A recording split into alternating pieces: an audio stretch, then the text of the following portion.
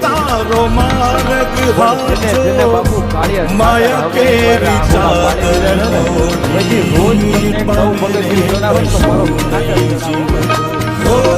અધીરો ને વ્યાકુળ થઈને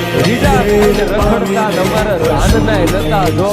આય ઠાકર તારી કૃપાથી આ ભોગવડી સફળ ભોગ ત્યાં આગળ હોય પણ જેને બાપુ કાળિયા ઠાકર આવો એકવાર આહોડા પાડી દીધા છે